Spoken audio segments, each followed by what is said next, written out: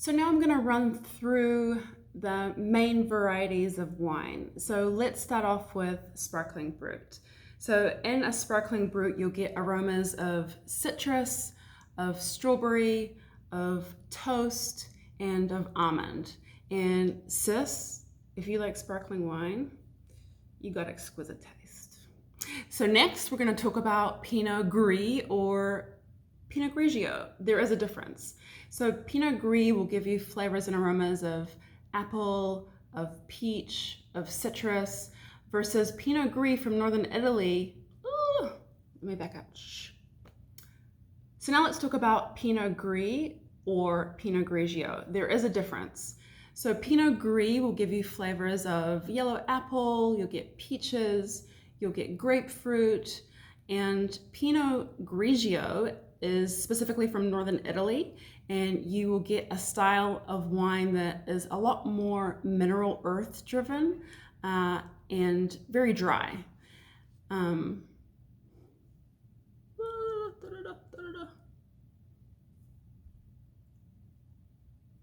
Melon, nectarine of peach.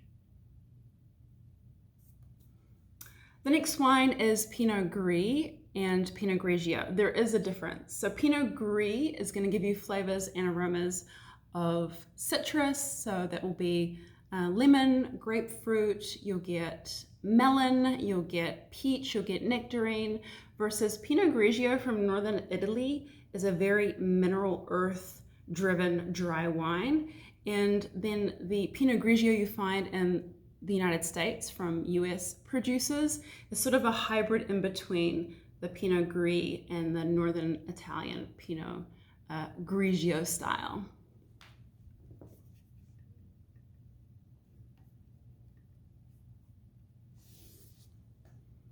Next is Sauvignon Blanc. So Sauvignon Blanc will give you flavors of lemon, lime, you'll get peach notes, you'll get kiwi, you'll get tropical fruit like passion fruit. Clearly, the best Sauvignon Blanc in the world comes from New Zealand, says the self-appointed dame of the Savage Grape. That's me.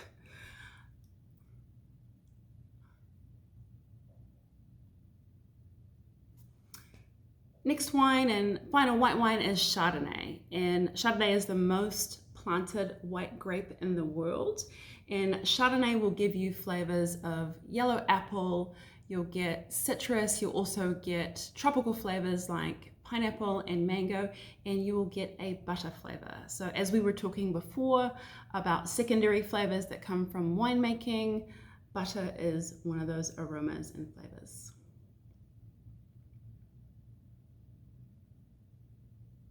I made a mistake. Chardonnay wasn't the last white wine. Riesling is the last white wine.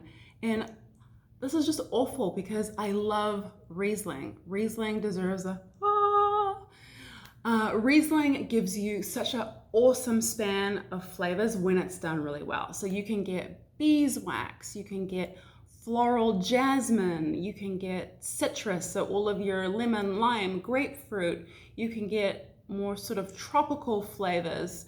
And it's just a beautiful, amazing wine when it's done well.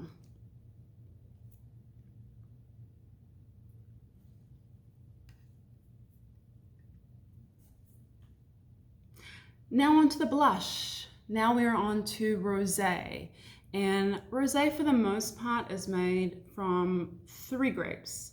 It is typically made from Grenache, from Pinot Noir, and or Syrah. But honestly, you can make rosé from any red wine if you want. And rosé has flavors and aromas of strawberry, of red currant. There's some floral jasmine aromas to rosés, in addition to celery and green stalkiness. Orange peel. Damn, let me do rose again. Now we're on to the blush. So rosé. And rosé can be made for the most part from any red grape, but you tend to see it made from Grenache, from Pinot Noir, and from Syrah. And you'll get flavors and aromas of strawberry, of rose petals, of orange peel, and celery.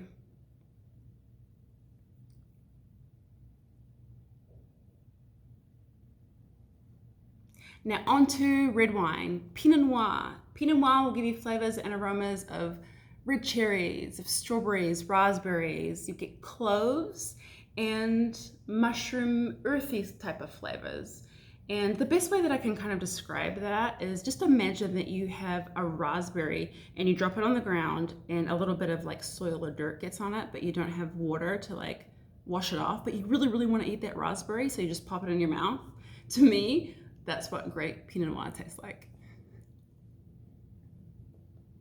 Next is Merlot, and Merlot gets such a bad rap because of a movie that said Merlot wasn't great. Merlot is one of my favorite red wines, and I swear when I ask people what their favorite type of wine is, red wine is, and to describe it, 99% of the time y'all are describing a Merlot.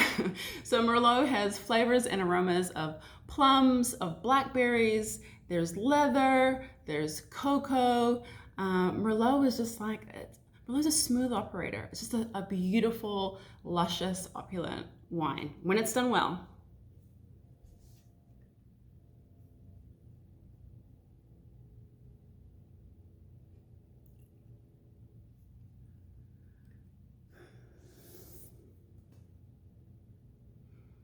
Next is Cabernet Sauvignon. So Cabernet Sauvignon will give you herbal and floral flavors of eucalyptus.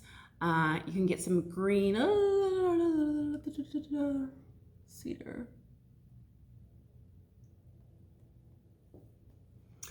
Now we're on to Cabernet Sauvignon, and Cabernet Sauvignon will give you flavors of blackberry, of blueberry, black plums.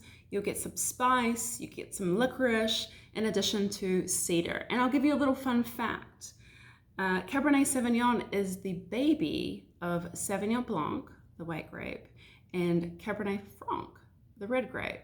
And they think maybe a couple thousand years ago, sometime in the wild, Sauvignon Blanc and Cabernet Franc crossed and made Cabernet Sauvignon. So that's why for a red wine, you'll get a lot more herbal and floral characteristics in this wine than other red wines.